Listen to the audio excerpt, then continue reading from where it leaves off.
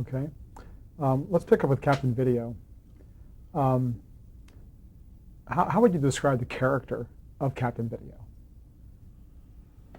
Well,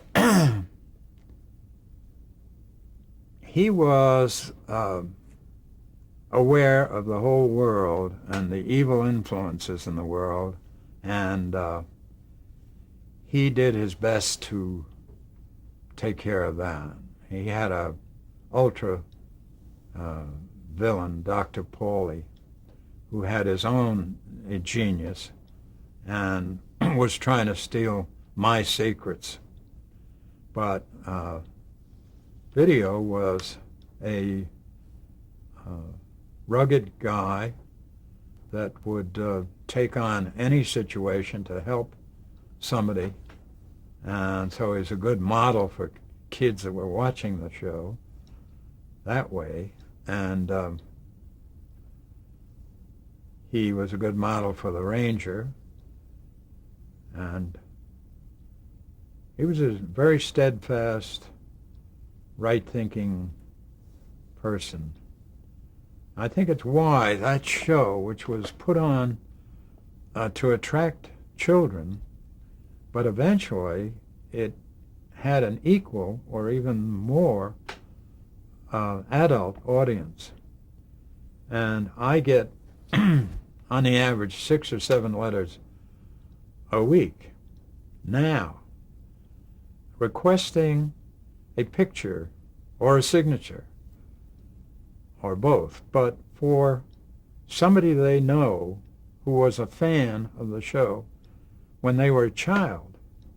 And to have that longevity, was extraordinary because we knew the scenery, wasn't real, and the implements we used were made up, but maybe it was the era. Maybe today it wouldn't have caught on like that. But there was a magic to, apparently, that people, just to see anything on a screen, but something that was real, and that they could tune in the next day to see what happened subsequently, was extraordinary. I got a call one day from a doctor, and he said, I have a patient as a young boy, and he was burned about over 2/3 of his body. But the point of my call is you are his hero. He looks at you every day on the TV. It's the only thing he lives for now, but the boy is like suicidal. And do you think that you could come over and talk to him in some way supportive and help him get over this? So I said, I'll be glad to. And I went over and they told me ahead of time that there were about 30 kids in that burn ward. And so I was prepared for everything, but a nurse took me around. I said, let me go to the other kids. I'll save him till last.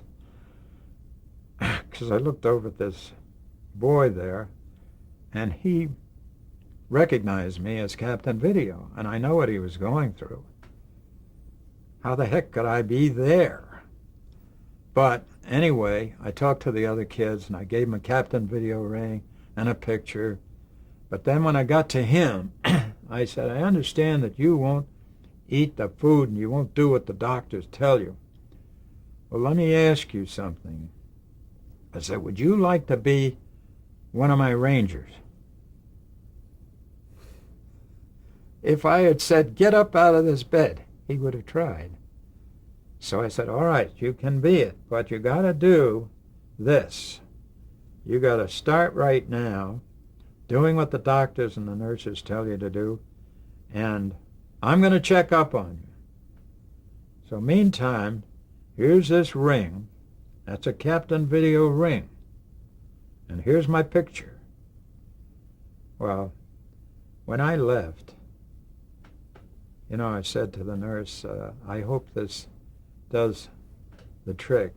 But that boy just couldn't believe that I was there.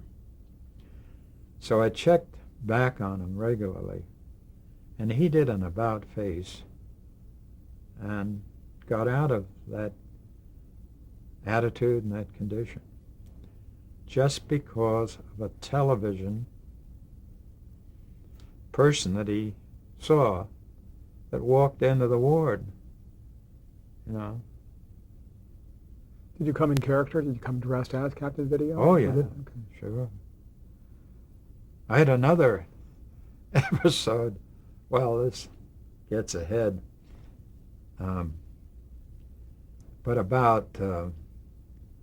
I was on another TV show after Captain Video, and the character was named Paul Raven.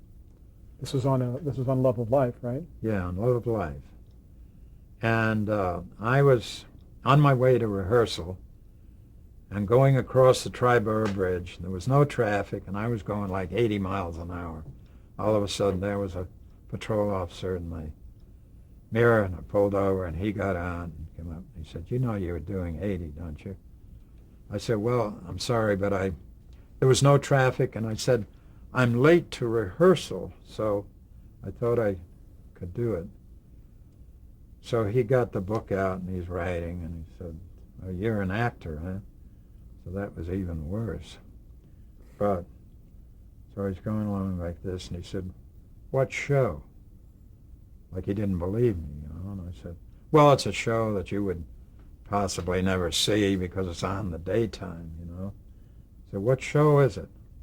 I said, "Love of Life." He closed the book and he said, "Holy mackerel," he said, "I can't write you a ticket." He said, "When I get home every night, all my wife says is, Paul Raven did this, Paul Raven did that." That's great. So we'll talk some more about Love of Life, but back to Captain Video.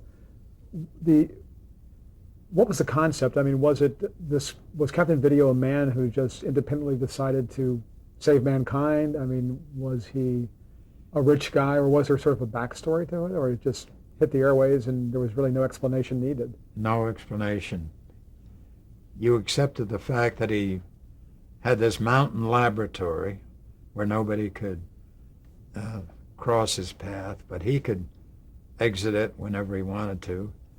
And it's where he did all his electronic developments and experiments. And he had the ranger as his sidekick, so he was educating him too. You worked with a young actor named Don Hastings. Yes. Tell me what that was like, and what was his character? Well, he was like any young American, good-hearted, honest kid. And he was quite a idol with the young kids. And he and I had more laughs together about things that we were going to do on the show. Well, how are we going to do that? What would you say? I mean, when I say this, don't laugh, you know. So he had good sense of humor. When he left the show, he went to a daytime soap opera, and he grew up on the show, and he married and had children, and then I don't know if he still goes on. He probably does for rare appearances. But he was a grandfather on the show, finally, starting as a 14, 15-year-old. I mean, he returned to the show to make an appearance, or not on Captain Video. Oh, no, but I mean on the daytime soap. Oh, that's great. I wouldn't be surprised if he did come back, you know, because he's still that character. And they didn't kill him off, right? So you can always bring him back. Yeah. Where did Captain Video originate from? I mean, where was the studio? No designated city. It was just this laboratory that they showed on a long shot. It looked like an old castle, maybe on the side of a mountain. pretty inaccessible. But where did you actually shoot the show, the TV show? It was at the Dumont Studios And where was that? in Manhattan, Now, in the Wanamaker building. was it actually something that was visible to? Wanamaker's also had a department store, right? In Yeah. the same building. Yeah. Could shoppers at the department store see the production being shot at the same time, or was it a completely different area? I suppose they could have gotten in. There was no barring their entrance, but we were never aware of anybody coming in and staring. You mean like that? Right. Oh. Like visitors would just appear. Oh. Did what was the equipment like? The cameras, what were the sets like, and the props? I mean, I understand that Dumont worked on a budget, so what was that like? Well, they brought out one instrument after the other, introduced it to the audience in a story, what this Opticon scalometer would do. It could see through anything. And so it was a help to me in my adventures. And they had another implement that could vibrate you until you dropped dead. And then we had what looks like a TV screen, but it was my own development, supposedly, and I could look at this screen and see what my agents were doing anywhere in the world. And you were Captain Video invented all these devices, is that right? Yeah.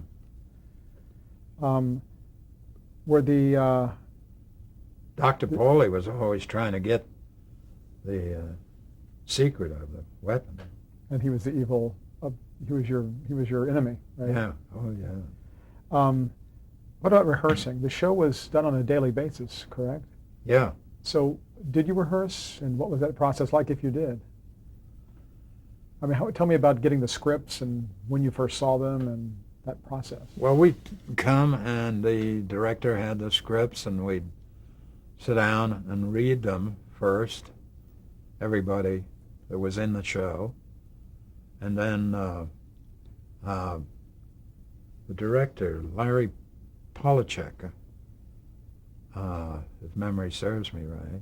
I have Charles Polachek. Charles Polachek, yeah. So he had doped out the moves for camera, and the mainstay was this console that had a lot of dials in it, and this screen that I could refer to. And when we went outside in the real world, they had sets that would suit whatever the situation was. Like we were in the jungle, they had something to represent that. But it was all like cardboard, Painted backgrounds. Yeah. What about this console? I read at one place that even the dials were sometimes just painted on rather than actual. Is that right? Yeah, that's right. But on television they looked okay, I guess. One time we put an instrument down, the ranger did, and I'm talking to him. He put it down and the piece fell off the top. And we had to go on with the dialogue and get this and put it back. And it was like if you put the mouthpiece on a telephone, why would it fall off in the first place?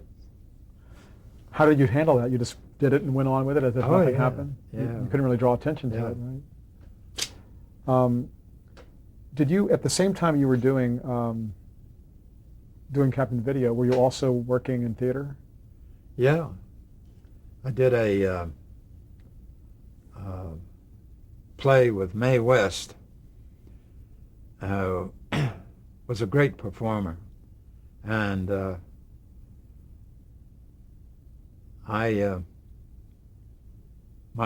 6-month-old son, my wife brought her down to the theater, and I said, May, could we have your picture with my son, Eric? She said, darling, that's all I need is to have my picture with a baby. I said, well, it will never be shown. It's just for his. So she relented and said, okay, all right, then I'll let you do it. So she's in her full regalia with a big picture hat and all her jewels sparkling. And my wife is holding my son, and he's just dazzled by the diamonds, you know. And they were this far apart, and he just reached out like that. And it looked as though he was going for, you know, here. And she said, this young man doesn't need any help at all, does he? Did she ever appear on Captain Video? No. No. What was your schedule like? I mean, how often did you do this show, Captain Video, and how did you juggle that with being on Broadway at the same time? Well, because when I got through Captain Video at 7:30, it was on the air at 7. That's 5 days a week. And incidentally, you know, the show started off from scratch, no advance notice. And it caught on so rapidly that Milton Berle, who is the, you know, Mr. Television, and we caught up and matched his rating. He was 37.6, and we got 37.4 or something, which was ridiculous for a show that had no advance publicity or anything. And anyway, I was telling about your schedule?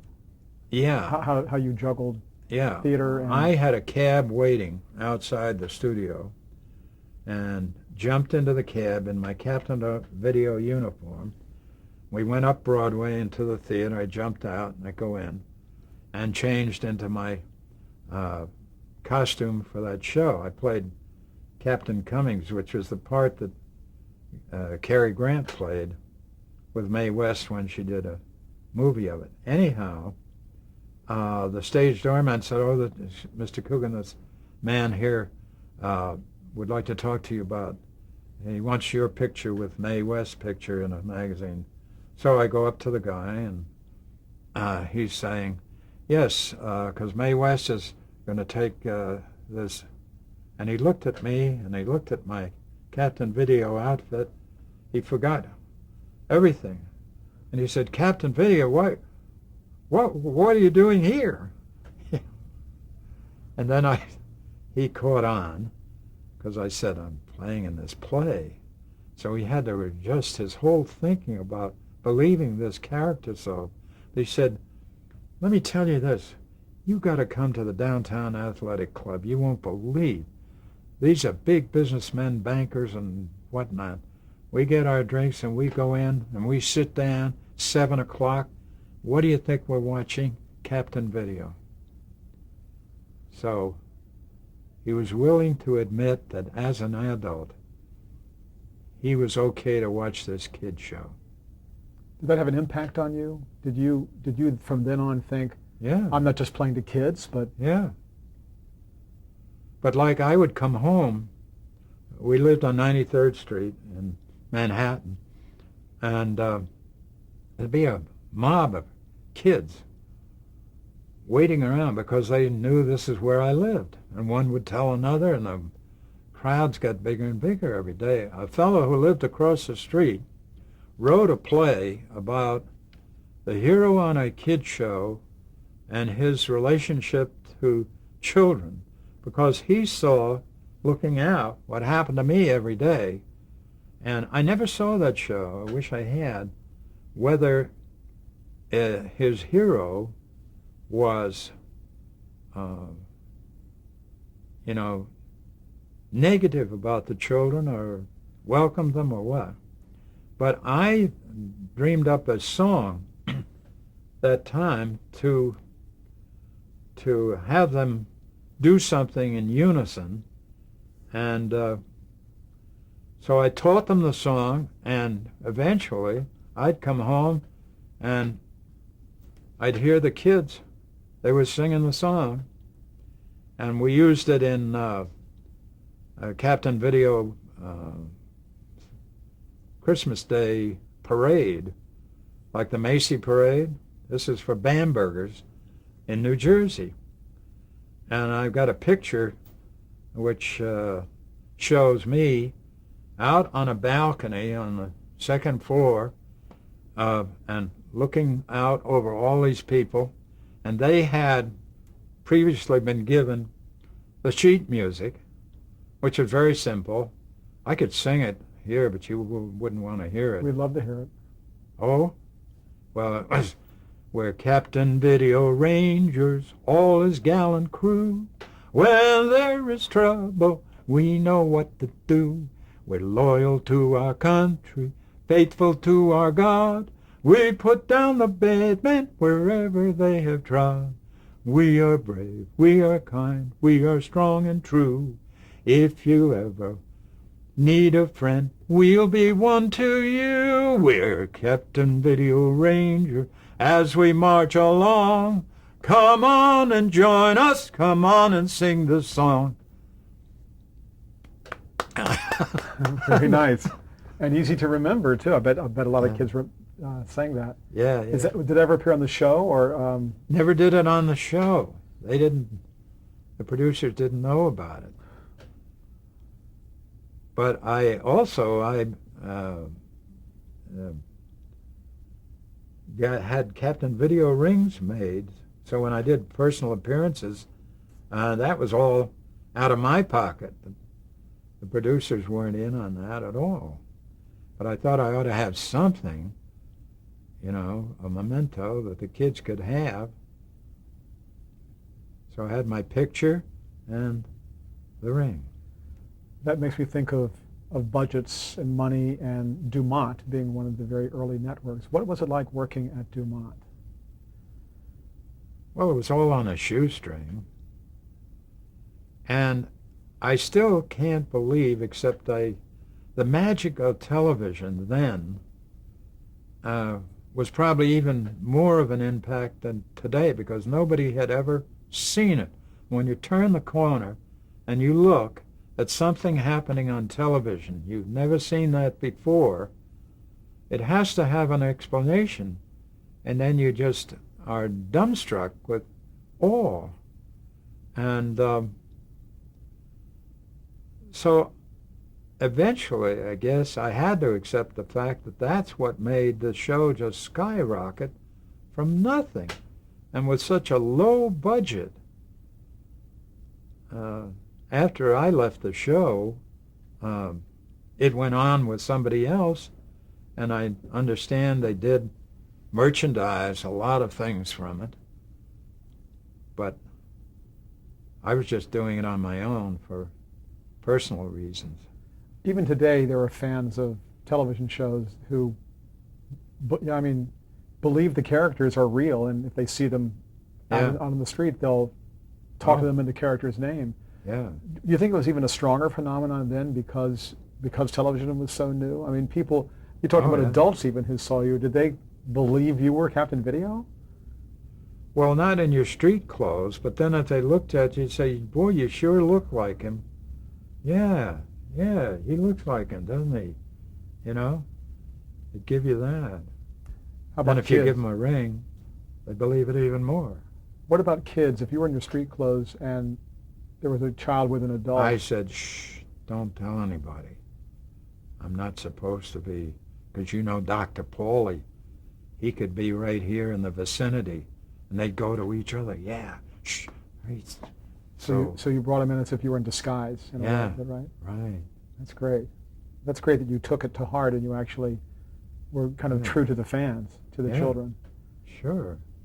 You don't want to make fun of them because they believe in something.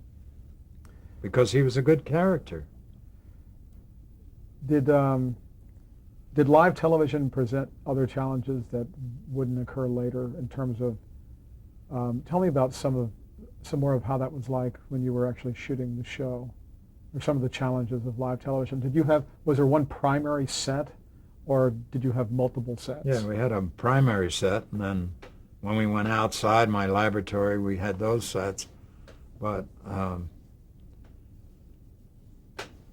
Did you have special effects as such? no. We had a sound effect, yeah. Well, there was an episode there where, did I tell you about that? Right, right. With the screeching tire, you told me that. Right. Yeah, that's kind of funny. It's like whatever, it sounds like whatever sound effects library they already had in place, they would use. Is that right? Yeah. As opposed to create brand new ones for like. Right. How long did rehearsal last? Was it something you did the afternoon or the day of the show? Oh, yeah. Just prior to the show. Did And we didn't have a makeup department, and you just got into your outfit. The other characters got in their costumes, and we were on the air. Do you recall how many cameras were used on the show? I think 2 at least. And you said there was really no makeup to speak of, so it really was a shoestring budget. Yeah. When you first started doing it, how long? You said it was immediately a hit. Are you talking about in the course of like a week or two, people were already finding it and noticing this show? Yes, but it went, like in 6 months, it went from just a shoestring audience to like there were 800,000 people. And I think, as if I remember rightly, they figured that half, at least, were adults in the audience. And did you get fan mail back then? No. Really? Oh. I would think you'd have people. Maybe that was why television was so new, and there was no, it's like today when a performer goes somewhere and everybody wants to get an autograph, and they'll give them any old thing to sign because it's a shark frenzy, you know. And there wasn't that thing that you could actually approach the character, except those kids on the street where I lived. How were you surprised by your fame? I mean, how did you become aware that you were famous, that you were well known? I never thought of that as that I was an important person outside the show. It's just unbelievable that it could go that great.